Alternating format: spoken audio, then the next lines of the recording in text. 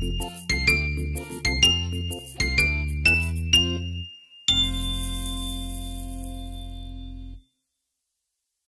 saya bukan pelaku kok. Yang pelaku Bapak Ibu sekalian. Yang berhasil kita semua, yang gagal kita semua. Saya nggak gagal, saya nggak nyaloni DPR RI.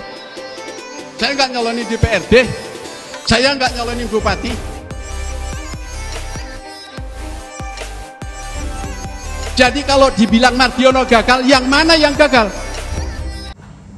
Kawan baik, salam sejahtera untuk kita semua, salam menjernihkan pikiran dan menebar kebaikan.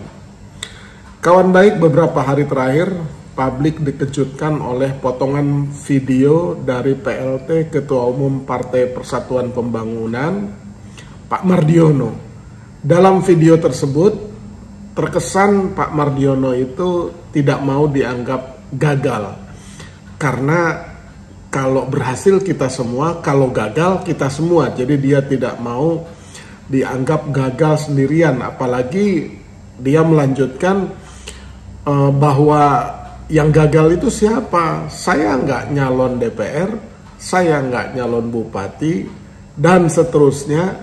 Jadi ya saya tidak gagal gitu. Jadi ini pidato ini menjadi sangat ironis ya, disampaikan pada saat Rapimnas pasca pemilu 2024 yang hasil akhirnya itu membuat P3 atau Partai Ka'bah ini dalam keadaan tragedi yang bersejarah karena pertama kalinya P3 itu tidak lolos ke Senayan sejak pemilu tahun 1977 kalau tidak salah. Jadi pidato Pak Mardiono ini ya memprihatinkan, bahkan mengenaskan sekali ketika seorang penanggung jawab utama ya dalam partai itu, ya penanggung jawab utamanya itu selain kolektif kolegial seluruh pengurus, ya tentu penanggung jawab yang paling utama itu adalah ketua umumnya, dalam hal ini PLT-nya. Karena Pak Mardiono itu ya mengambil alih kepemimpinan P3 itu dari Pak Suharto Manoarfa, sehingga dianggap juga sebagai kudeta diam-diam ya, bukan kudeta diam-diam atau kudeta secara mengejutkan ketika itu. Ketika hasil muktamarnya P3 itu memilih Pak Suharto Manoarfa sebagai ketua umum, tapi di perjalanan ya menjelang pemilu berlangsung, Suharto Manoarfa itu dikudeta oleh Pak Mardiono ini. Kita tidak tahu apa yang terjadi di dalam sesungguhnya, tetapi faktanya ya Pak Mardiono mengambil alih kepemimpinan P3 dengan menjadi pejabat ketua umum atau pelaksana tetap ketua umum dan memimpin P3 memasuki pemilu yang hasil akhirnya itu sama-sama kita ketahui. Jadi P3 itu tidak lolos ke Senayan berdasarkan hasil terakhir Mahkamah Konstitusi yang menolak kurang lebih 6 gugatan P3 ke Mahkamah Konstitusi tentang sengketa hasil pemilu atau pileg tersebut gitu.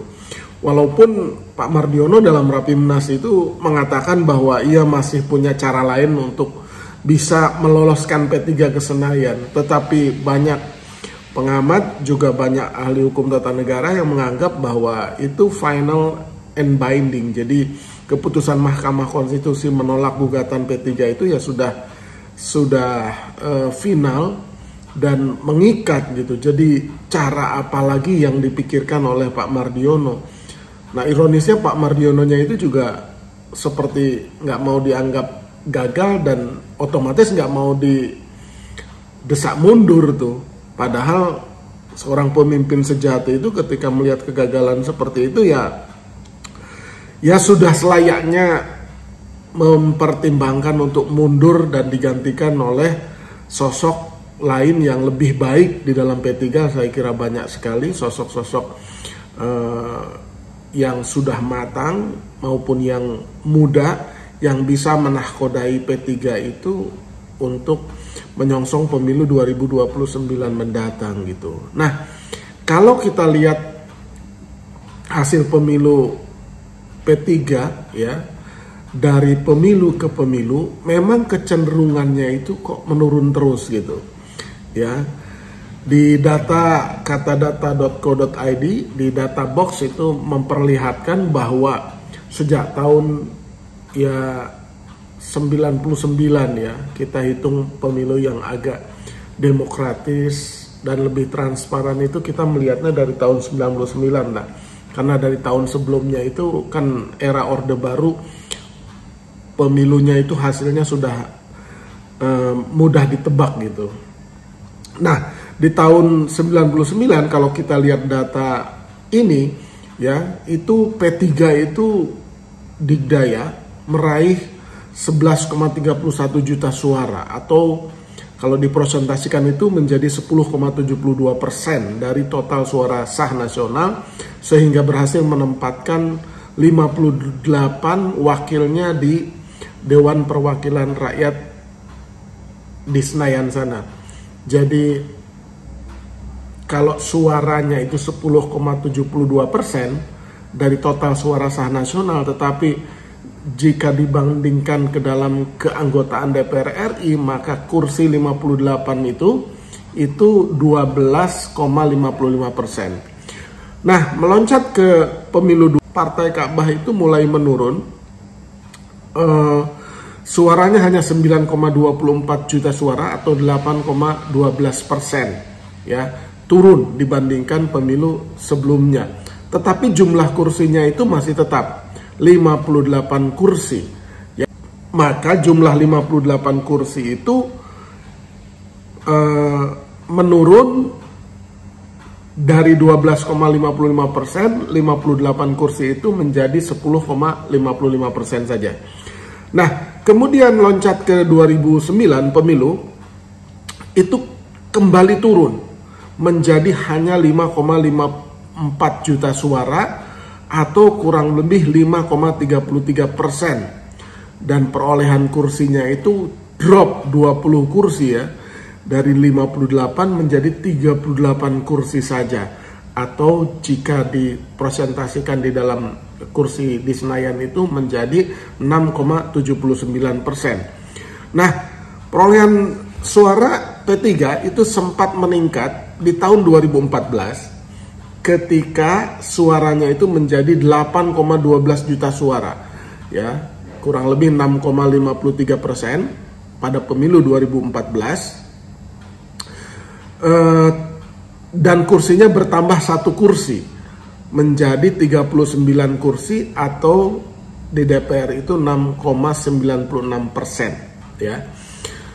Nah, tetapi di 2019 itu menurun kembali suara P3 menjadi 6,3 juta suara atau 4,53%, dan perolehan kursinya itu juga turun 20 kursi dari 39 kursi menjadi hanya 19 kursi atau 3,3% dari total kursi yang ada di DPR RI.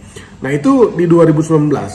Nah, kemudian di 2024 ini itu dari 6,3 juta suara, ya, jumlah suaranya itu turun kembali menjadi hanya 5,87 ya juta suara, atau setara dengan 3,87% suara nasional. Padahal ambang batasnya itu adalah 4%. Jadi kurang 0,13% lagi. Jadi saya kira itu hal yang menjadi tragedi luar biasa buat Partai Ka'bah, dan menjadi refleksi ya bagi seluruh kader dan simpatisan P3, dan langkah yang paling mendesak untuk dilakukan yaitu kepengurusannya itu direformasi, dan Pak Mardiono itu sudah selayaknya untuk mempersiapkan pengunduran diri dan digantikan pada Munas atau Muktamar mendatang gitu. Jadi untuk menebus kesalahan bahwa ialah yang paling bertanggung jawab dalam kepemimpinan P3, ya tidak ada cara lain selain Pak Mardiono itu sebaiknya ya mengundurkan diri gitu. Demikian kawan baik, terima kasih.